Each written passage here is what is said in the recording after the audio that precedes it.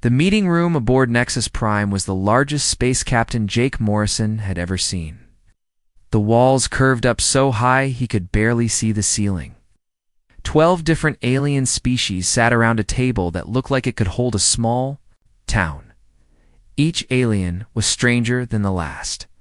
Jake tried not to stare at Ambassador Zethkara, the tall crystal being sparkled under the station's lights. When it spoke, its voice sounded like wind chimes in a gentle breeze. Next to the crystal alien sat something that looked like a walking tree with too many eyes. Across the table, a creature that seemed to be made of liquid metal kept changing shape every few minutes. This was humanity's first official meeting with the Galactic Council. Jake felt the weight of representing his entire species. His crew from the Earth ship Intrepid sat behind him, trying to look professional. Chief Engineer Lisa Murphy kept fidgeting with her tablet. She always did that when she was nervous. The humans show promise, Ambassador Zethkara was saying. Your species has developed faster than light travel in record time. Most civilizations take thousands of years to reach your level. Jake nodded politely. We're honored to be here. Ambassador, Earth is excited to join the galactic community. The tree-like alien, whose name Jake couldn't pronounce, leaned forward. Your species does concern us in some ways. Our scouts report that humans often take unnecessary risks. It troubles the council. We prefer to call it being resourceful, Jake replied with a grin. Before the alien could respond, Lisa's tablet started beeping loudly. She looked at the screen and her face went pale. Captain, she whispered urgently, we've got a problem. Turn to her. What is it? Emergency signal from the Kepler mining station. They're in serious trouble. Lisa's fingers flew over her tablet. A massive solar flare just hit their system. The radiation shields are down and the miners are trapped. The radiation levels are already at lethal doses. The aliens around the table began making various sounds of concern. Ambassador Zethkara's crystal body dimmed. Most unfortunate. However, rescue would be impossible. No ship can survive those radiation levels. What about their escape pods? Jake asked. Lisa shook her head. All damaged in the flare. Captain, there are 300 people on that station. They have maybe 6 hours before the radiation kills them all. Jake stood up from his chair.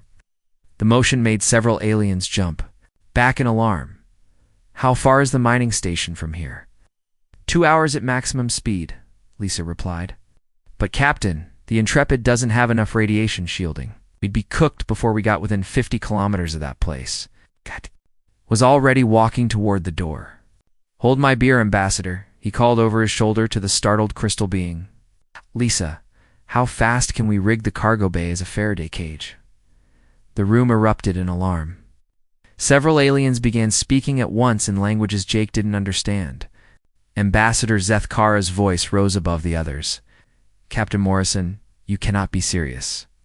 The radiation levels are beyond survivable limits. We'll see about that, Jake said. He was already thinking through the problem. Lisa, what do we have in storage that conducts electricity? Lisa was grinning now, despite the danger.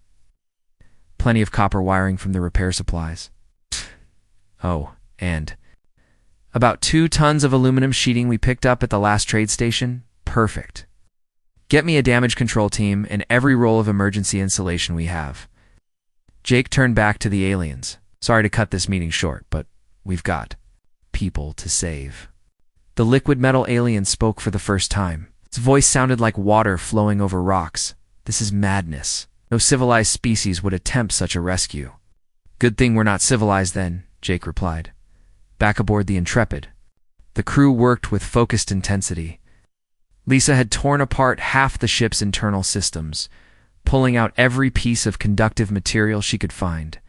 The cargo bay looked like a disaster zone, with sheets of metal, coils of wire, and emergency blankets covering every surface.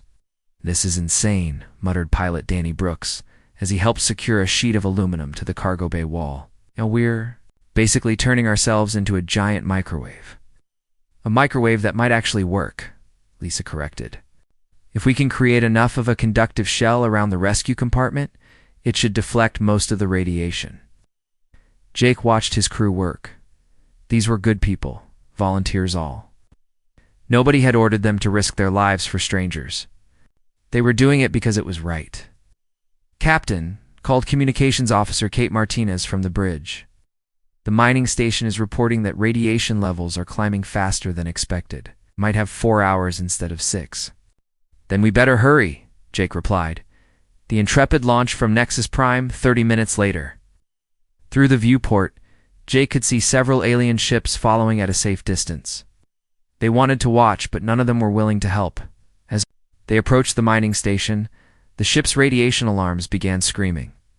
Jake had ordered most of the crew to the makeshift shielded compartment in the cargo bay. Only essential personnel remained at their posts. Radiation levels are climbing, Lisa reported from engineering. The shielding is holding, but barely. Jake could see the mining station ahead. It looked dead. No lights except for emergency beacons. The solar flare had hit it hard. Beginning docking procedure, Danny announced. His hands were steady on the controls despite the danger. The rescue took 2 hours. Jake and his team worked in radiation suits, moving unconscious miners from the station to the Intrepid's cargo bay. Many of the miners were already suffering from radiation sickness, but they were alive. When the Intrepid finally cleared the radiation zone, Jake collapsed into his captain's chair. His crew had saved all 300 miners. Not one person had been lost. The alien ships were waiting for them. Ambassador Zethkara's voice came over the communication system. Captain Morrison, this rescue was impossible according to all known science. Jake smiled wearily. Ambassador, you're going to learn that humans have a different relationship with the word impossible. That night, aboard Nexus Prime, the Galactic Council held an emergency session. They created humanity's first official threat assessment file. The incident was classified as reckless endangerment level 7. And the phrase "hold my beer" was noted as a potential warning sign of impending human unpredictability. Jake never knew that his casual comment had started what would become the galaxy's most important early warning system. 6 months had passed since the rescue at Kepler Mining Station. Captain Sam Rodriguez stood on the bridge of the colony ship New Horizon, watching the stars through the main viewport. His ship was massive, designed to carry 10,000 colonists. To new worlds, today it carried families, scientists, and hope for humanity's future among the stars. Dr. Quintal floated nearby in his special chair. The hegemony scientist looked like a jellyfish made of light, his transparent body pulsing with soft colors. He had been assigned to observe human colonization efforts. So far, he seemed confused by everything humans did. Captain Rodriguez, Dr. Quintal said in his musical voice, I still do not understand why your people insist on settling planets with dangerous weather patterns. Sam chuckled. Doc, if we only picked safe places, we'd never leave Earth's orbit. Besides, a little challenge makes life interesting. The alien's body flashed yellow, which Sam had learned meant disapproval. The hegemony considers safety the highest priority. We study potential colonies for decades before settlement. And how's that working out for you? Sam asked. How many new colonies has your species established in the last century? Colors dimmed. 3. But they are perfectly safe. We've established 47 in the last 10 years, Sam replied proudly.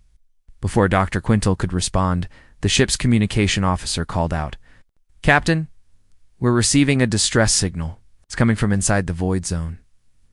Sam felt his blood run cold. The void zone was a massive gravitational anomaly that had been swallowing ships for decades. It looked like a dark whirlpool in space, bending light and time around itself. Every spacefaring species had marked it as absolutely forbidden territory. Are you certain? Sam asked. Yes, sir. It's a standard child's emergency beacon. The signal is weak but clear. Dr. Quintal's body turned bright red. Captain, you cannot be considering rescue. The void zone is a death trap. No ship has ever returned from its boundaries. Sam was already studying the sensor readings. The anomaly was huge, stretching across several light years. Ships that entered it simply vanished. Scientists theorized it was some kind of artificial black hole, but nobody knew for sure. How old is that distress signal? Sam asked. 3 days, sir. It's been repeating on automatic. Sam felt his heart racing. Somewhere in that cosmic nightmare, a child was waiting for help. Every rational part of his mind told him to report the signal to authorities and move on. The hegemony would file paperwork. Galactic Council would hold meetings. And the child would die waiting. Hold my beer, Doc, Sam said, turning to the terrified alien. We're going fishing in a black hole. Dr. Quintel's body went completely white. Captain Rodriguez, this is madness. The Void Zone has destroyed warships. Your colony vessel cannot survive what lies within. Maybe not, Sam admitted, but we won't know until we try. Sam called his senior staff to the bridge. Chief Engineer Maria Santos arrived first, followed by Navigator Pete Johnson and Security Chief Tony Walsh. They listened as Sam explained the situation. The distress beacon is coming from about 50 kilometers inside the anomaly's edge. Sam said, that's not too deep, but it's still past the point of no return according to every scientific model. Captain, our shields weren't designed for gravitational stress. We go in there, we might get torn apart before we find anything. What if we modified the mining equipment, Pete suggested. Asteroid. Processors have quantum tethers. If we could rig them as anchors... ... Sam's eyes lit up. Create our own anchor point outside the anomaly? Exactly. Shoot quantum tethers into normal space, keeping us connected to reality. If something goes wrong, we can pull ourselves back out. Dr. Quintel was making sounds that Sam's translator couldn't interpret. Finally, the alien managed to speak.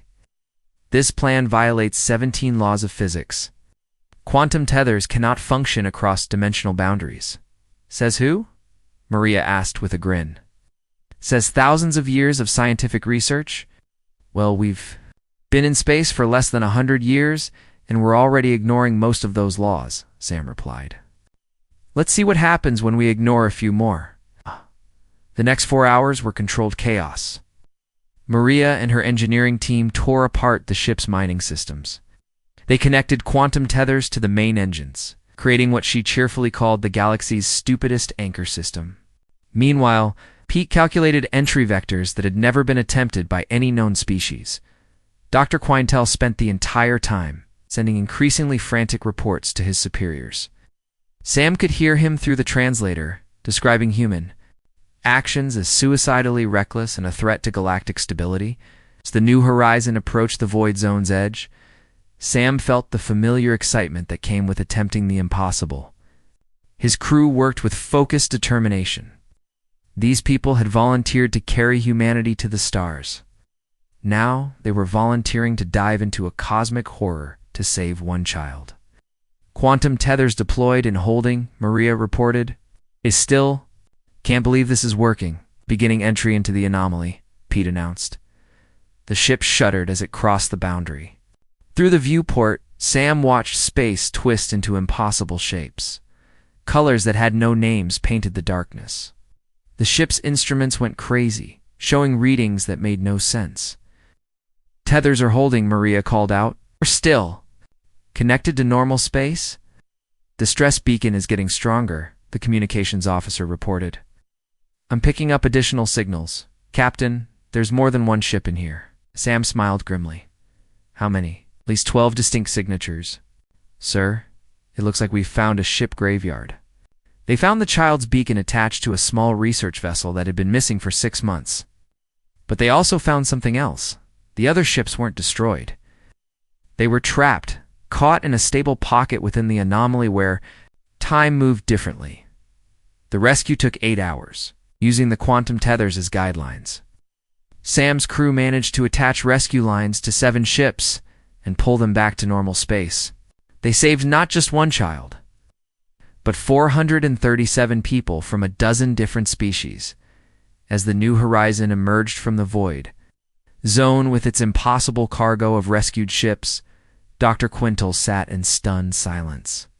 His body had cycled through every color Sam had ever seen, and several new ones.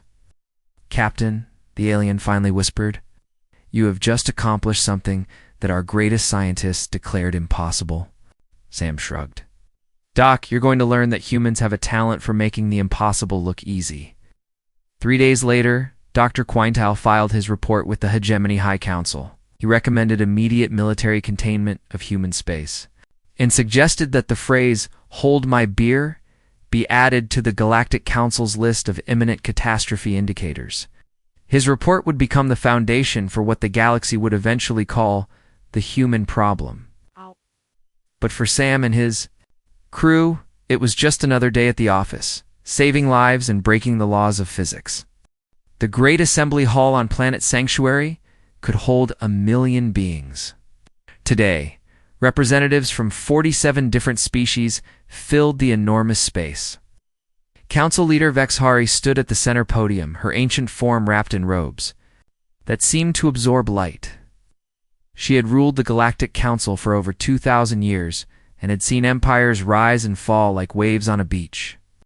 "We are here," Vexhari announced, her voice carrying to every corner of the hall, "to discuss what our scientists are calling the human problem."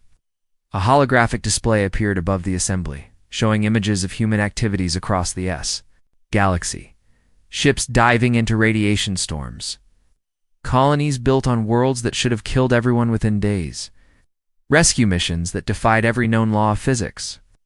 In the past year, Vexhari continued, humans have attempted 43 missions that our computers classified as having less than 20% survival probability. They succeeded in 42 of them. Murmurs of concern rippled through the assembly. The crystalline Vorthok representative, Ambassador Ketzel, stood to speak. "Council leader, humans modify their technology in ways that void all safety protocols. They treat certain death as merely a fun challenge. The evidence is overwhelming," agreed the hegemony delegate, whose jellyfish-like form pulsed with worried colors. "They regularly ignore scientific consensus. They attempt repairs that should be impossible. They volunteer for missions that trained soldiers would refuse." Vexhari nodded gravely. "Our monitoring stations have detected a pattern. Whenever humans use the phrase, 'hold my beer,' catastrophic events follow within hours. We've begun treating this phrase as an early warning system." Meanwhile, on Earth, Marine Colonel Danny Walsh was enjoying a quiet evening at Murphy's Bar, the small establishment. Near the Marine base was his favorite place to unwind. Tonight, he was surrounded by his usual crowd of retired soldiers, engineers, and troublemakers. Kate Sullivan wiped down glasses behind the bar. She'd been serving drinks to Marines for 15 years and had heard every war story twice. Tonight felt different, though. Danny kept checking his communication device, and his face looked grim. "What's eating you, Colonel?" asked Pete Martinez, a retired Navy engineer who spent most evenings arguing about ship designs. Danny's device beeped with an urgent message. He read it quickly, and his face went pale. "Kepler colony is under attack. Raiders with stolen military technology. The colony's defenses are failing." "How far away?" asked Mike Cooper, a former pilot who now ran a small repair shop. 3 days at best speed for our nearest fleet," Danny replied. "The colony won't last that long." Kate stopped wiping glasses. "How many people?" 50,000. "Families mostly. Scientists, farmers, kids." Danny's jaw tightened. "The raiders are using military-grade weapons against civilians." The bar went quiet. Everyone knew Kepler Colony. It was one of the success stories. A peaceful world where humans and aliens worked together to build something beautiful. The idea of raiders destroying it made everyone angry. "What kind of ships do the raiders have?" Pete asked. Danny checked his device again. 3 heavy cruisers and a dozen fighters, all equipped with stolen plasma cannons and military shields. "And what do we have?" Mike asked. Danny looked around the bar at his friends. Retired Marines, old pilots, engineers who had built half the colony ships in the fleet. None of them were young anymore. None of them were in active service. All of them had families and reasons to stay safe. "I've got my old transport ship," Danny said slowly. "The Bulldog. She's not much, but she can carry about 20 people." Kate finished cleaning her glass and set it down carefully. "Colonel, are you thinking what I think you're thinking?" Danny stood up from his bar stool. "Hold my beer, Earth Command," he said. loudly, addressing his communication device. "We're taking my old transport and some party favors to crash a raid." The response from Earth Command was immediate and loud. "Colonel Walsh, you are not authorized for military action. Stand down immediately." "Sorry, Command," Danny replied with a grin. "Communication breaking up. Can't hear you." He switched off the device and looked around the bar. "Anyone interested in a little road trip?" 23 people volunteered immediately. Kate locked up the bar and grabbed her Old Navy duffel bag. Pete called his workshop and told them he'd be gone for a few days. Mike started making a list of spare parts they might need. Within 4 hours, the most unlikely rescue force in human history was aboard the Bulldog. Danny's old transport ship had seen better decades, but it was reliable. More importantly, it had a cargo hold full of surplus military equipment that Danny had been meaning to turn in for years. "This is completely insane," said Lisa Chang, a retired communications specialist who had joined them at the last minute. "We're taking a 30-year-old transport against military cruisers." "That's the spirit," Danny replied from the pilots' seat. The Bulldog's approach to Kepler Colony was anything but conventional. Instead of engaging the raiders directly, Danny's team used tactics that would have made professional soldiers cry. They rigged mining charges to look like missile warheads. They created fake distress signals that confused the raider communications. They used the transport's agricultural spraying system to deploy chaff clouds that blinded enemy sensors. Kate, who had never fired a weapon larger than a hunting rifle, found herself operating the transport's defensive guns. "This is not what I thought I'd be doing when I got up this morning," she muttered, targeting a raider fighter. "None of us did," Pete replied from the engineering station, where he was somehow keeping the overloaded engines from exploding. "But here we are." The battle lasted 6 hours. Danny's improvised tactics confused the raiders so badly that they started shooting at each other. When the smoke cleared, 2 raider cruisers were disabled, 1 had fled. And all 12 fighters were either destroyed or captured. The Bulldog limped into Kepler Colony's main spaceport with half its systems failing in scorch marks across its hull. Danny's volunteer crew had saved 50,000 people using nothing but old equipment, questionable tactics, and sheer stubbornness. Back on Sanctuary, the Galactic Council's emergency session was interrupted by reports of the Kepler Colony incident. 3 separate species immediately upgraded their threat assessments of humanity to existential concern. Exari read the reports with growing amazement. A bartender operated military weapons systems. A retired engineer kept fusion engines running at 150% capacity. A Marine colonel defeated a professional raider fleet using agricultural equipment. The assembly hall erupted in concerned chatter. The hegemony delegate's body flashed bright red. "Council leader, this confirms our worst fears. Humans do not require military training to become dangerous. Any group of them can spontaneously organize into a fighting force. More disturbing," added the Vorthok representative, "they appear to enjoy these impossible situations. Our psychological profiles suggest they actually volunteer for certain death." Bexari raised her hand for silence. "The evidence is clear. Humanity represents a level of unpredictability that threatens galactic stability. We must implement Protocol Amber immediately. From that day forward, whenever humans were detected in a star system, all other vessels were required to maintain safe distance and prepare for probability cascade events. Some species began worshipping humans as chaos gods. Others demanded that humanity be quarantined for the safety of the galaxy. Danny never knew that his bar fight against raiders had become a case study in human unpredictability, studied by alien military academies across the galaxy. Lieutenant Commander Alex Chen stood in the observation deck of the research vessel Discovery, watching the most terrifying thing he had ever seen. The ancient alien artifact hung in space like a dark jewel, surrounded by a field of energy that made his eyes water just looking at it. The energy field pulsed with colors that had no names, stretching outward in all directions.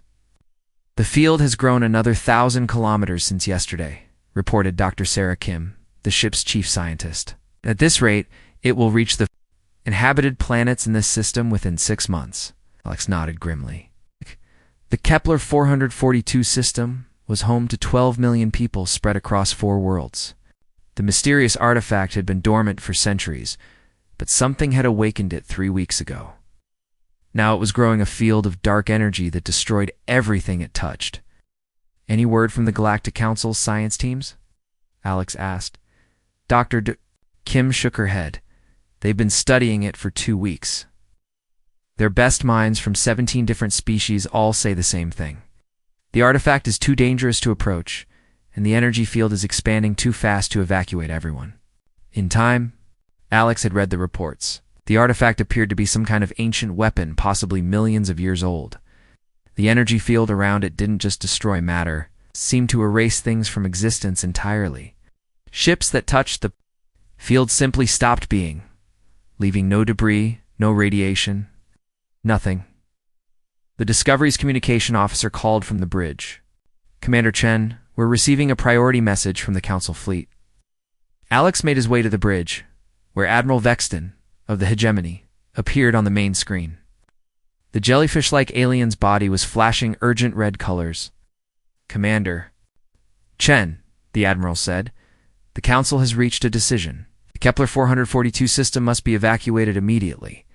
All available ships are being redirected to assist with civilian transport." "Admiral, with respect, there aren't enough ships in the sector to evacuate 12 million people in 6 months," Alex replied. "Then we will save who we can," the Admiral said sadly.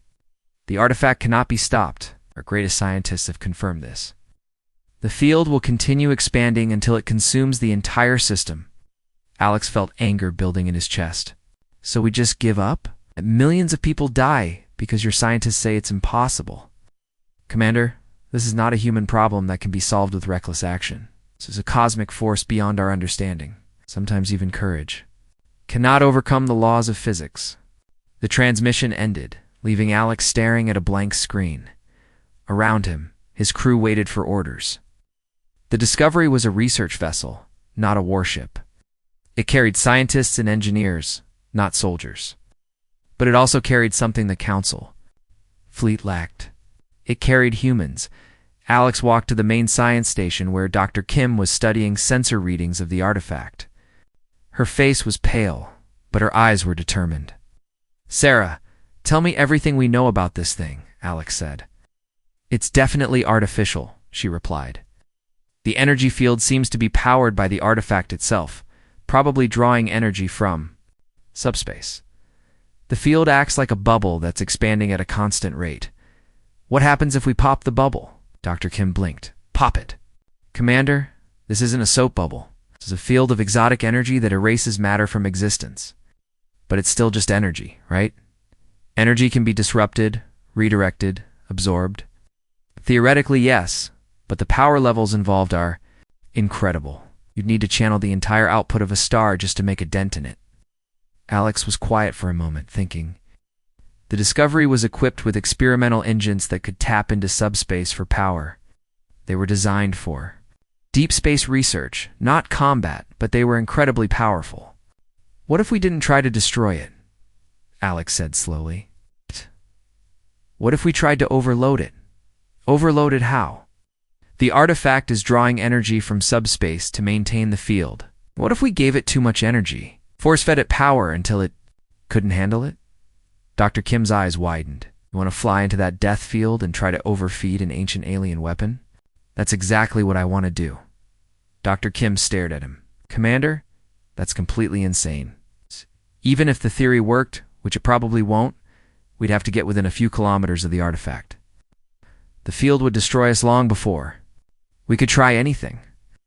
Alex was already moving toward the communication station. "Maybe, but we won't know until we try." He opened a channel to Earth Command.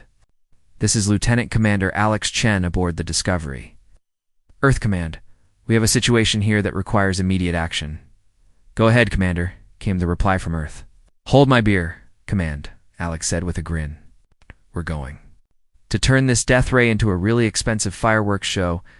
The response from Earth Command was immediate and predictable. "Commander Chen, you are not authorized to engage unknown alien technology. Wait for Council reinforcements." "Sorry, Command, you're breaking up," Alex replied, switching off the communication system. He turned to his crew. "Anyone who wants to transfer to another ship can do so now. What we're about to attempt has never been tried before and will probably kill us all." Nobody moved. Dr. Kim stepped forward. "Commander, if we're going to do this, we need to modify the engines. We'll have to reroute power from life support, weapons, everything." "How long?" Alex asked. "Give me 4 hours." The next 4 hours were the busiest of Alex's life. His engineering team tore apart the Discovery's systems, turning the research vessel into something that had never existed before. They connected the subspace engines to every power system on the ship. They rigged the main deflector to channel raw energy instead of sensor beams. They basically turned their ship into a flying bomb. "This is either going to work spectacularly or fail spectacularly," Dr. Kim reported from engineering. "There's no middle ground." "Story of humanity right there," Alex replied. The Discovery approached the artifact slowly. As they got closer to the energy field, the ship's sensors went crazy. Space itself seemed to twist around them. Alex could feel his teeth aching from the strange energies. "Field contact in 30 seconds, reported the helmsman. "All power to the subspace conduits," Alex ordered. "If this works, we're going to channel enough energy to power a small star directly into that artifact. And if it doesn't work," asked Dr. Kim, "then we become the shortest footnote in galactic history." The Discovery touched the edge of the energy field. For a moment, nothing happened. Then the ship's engines screamed as they poured impossible amounts of energy into the subspace conduits. The artifact began to pulse faster, its dark surface cracking with lines of brilliant light. "It's working," Dr. Kim shouted over the noise. The artifact is overloading." The ancient weapon tried to absorb the energy being forced into it, but the Discovery's experimental engines were feeding it power faster than it could process. Cracks appeared in the energy field. The bubble began to collapse in on itself. The artifact exploded in a flash of light that could be seen from 3 star systems away. When the light faded, both the artifact and its deadly field were gone. In their place was a swirling vortex that would later be discovered to be a new form of faster-than-light travel. The Discovery limped away from the explosion with half its systems burned out, but all crew members alive. They had saved 12 million people and accidentally revolutionized space travel. Back on Sanctuary, the Galactic Council's emergency response team had what humans would have recognized as a collective nervous breakdown. The phrase "hold my beer" was officially upgraded from imminent catastrophe indicator to reality revision warning.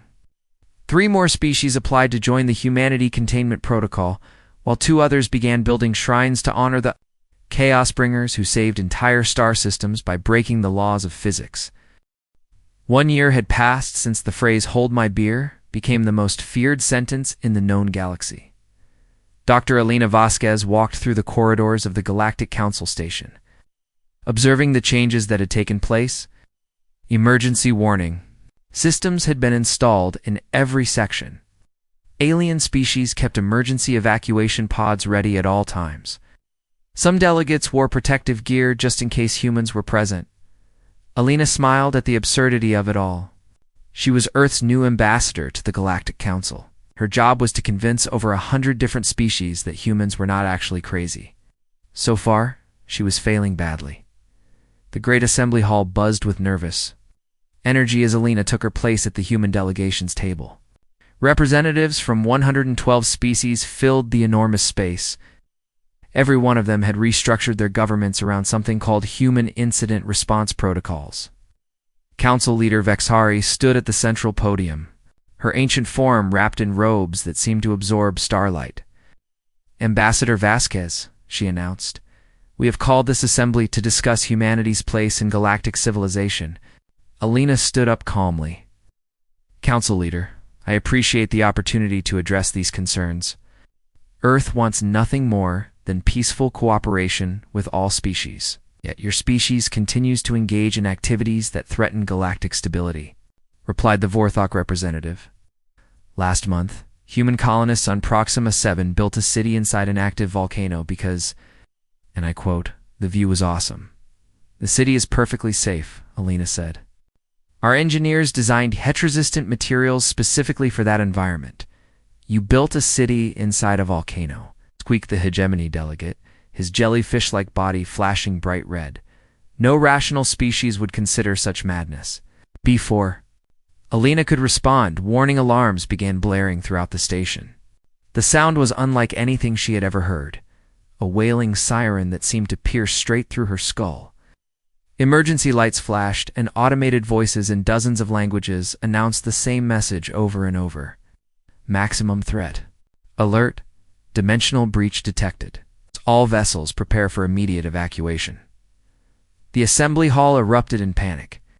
Representatives fled toward emergency exits, while others activated personal shield generators. Alina remained seated, watching the chaos with interest. Vexhari's voice boomed over the noise. All delegates to emergency stations. This is not a drill. We have a Category Omega event at the galaxy's edge. Alina stood up and walked to the central podium. Council leader, what exactly is a Category Omega event? Vexhari's ancient eyes were filled with terror. Ambassador, a massive tear in space-time has appeared at the galaxy's edge. Hostile entities from another dimension are pouring through. Our combined fleets are being systematically destroyed. The main display screen activated, showing images from the battle zone. Alina watched ships the size of cities firing weapons that seemed to bend reality itself. The enemy vessels didn't look like machines. They looked like living nightmares, writhing masses of dark energy that consumed everything they touched. Many ships have we lost? Alina asked. 17 battle fleets, Vexhari replied. Over 50,000 vessels. The entities are moving toward inhabited systems. Our greatest military minds estimate we have perhaps days before they reach populated worlds. Alina studied the tactical display. The enemy forces were massive, their technology clearly superior to anything the galaxy possessed. Conventional weapons seemed useless against them. The combined might of 50 civilizations was being swept aside like dust. What are your military advisors recommending? Alina asked. Evacuation of all systems in their path? We cannot fight these creatures, Alina nodded thoughtfully. Around the assembly hall, alien delegates were still fleeing in panic. Most had never seen anything like this before. In their long, careful civilizations, threats were studied for years before any action was taken. This kind of immediate, overwhelming danger was beyond their experience. Council leader, Alina said calmly, has anyone tried simply asking humanity for help? The hall fell silent. Even the emergency alarms seemed to quiet down. Vexhari stared at Alina as if she had suggested jumping into a star. Ambassador, Vexhari said slowly, this is not a rescue mission for trapped miners. This is not a damaged space station or a malfunctioning artifact. These are entities from another dimension that have destroyed our most powerful warships in minutes. So it's really dangerous, Alina said, with a slight smile. It is certain death. Alina felt the familiar excitement that came with impossible odds. She had read the reports about her predecessors, humans who had said those magic words before attempting the unthinkable. Now it was her turn. Hold my beer, Council, Alina said calmly. Humanity would like to officially volunteer for what you're probably going to classify as a suicide mission. The reaction was immediate and predictable. Remaining delegates began evacuating even faster. Several species activated their emergency beacon systems. The hegemony representatives' body went completely transparent with shock. Ambassador Vasquez, Vexhari said urgently, you cannot be serious. These entities have destroyed battle cruisers with single shots. What could humanity possibly do against such power? We'll figure something out, Alina replied. We always do. Alina activated her emergency communicator. This is Ambassador Vasquez to all human colonies and vessels. We have a situation here that requires immediate assistance. All volunteers report to designated rally points. This is probably going to be classified as impossible, so bring your best ideas and your worst equipment. The response was overwhelming. Within hours, ships began arriving from across human space. Not military vessels, but colony transports, mining ships, research vessels, and cargo haulers. The crews were farmers, engineers, scientists, and people who had heard impossible odds, and interpreted it as a really good time. Captain Jake Morrison arrived aboard the Intrepid with a hold full of improvised weapons. Captain Sam Rodriguez brought the New Horizon loaded with volunteers who had never seen military action but were eager to try. Colonel Danny Walsh showed up with 3 bars worth of retired Marines and enough surplus equipment to arm a small army. The human fleet that assembled was unlike anything the galaxy had ever seen. No standardized ships, no unified command structure, no careful battle plans. Just thousands of humans who had decided that. Interdimensional invaders sounded like an interesting challenge. Elena stood on the observation deck of the hastily designated flagship, watching her species' response to certain doom. They were laughing, sharing drinks, and trading increasingly ridiculous ideas for defeating enemies that had crushed the galaxy's finest military forces. Ambassador Vexhari's voice came over the communication system. Our sensors show that humanity has assembled the largest volunteer fleet in galactic history. These people know they are flying towards certain death, yet they seem ... excited. Council leader Elena replied. You're about to see why the galaxy should be more afraid of humans saying, "Hold my beer," than any interdimensional invasion. As the human fleet warped toward the battle zone, every species in the galaxy simultaneously upgraded their threat level for humanity to mythological force of nature. Emergency protocols were activated across 1,000 worlds, not because of the invaders, because humans had just volunteered for the impossible. In the weeks that followed, the galaxy would learn that interdimensional nightmares were indeed terrifying. But they were not as terrifying as 10,000 humans who had looked at certain death and decided it sounded like fun. The final reports would show that the invasion was repelled using tactics that violated several fundamental laws of physics, weapons improvised from farming equipment, and strategies that military academies would study for centuries while trying to understand how they had worked. But that night, as alien children across the galaxy were tucked into bed, they heard stories about the crazy humans who looked at monsters from another dimension and said, "Hold my beer before saving everyone anyway." The phrase had become legend, and humanity had become myth.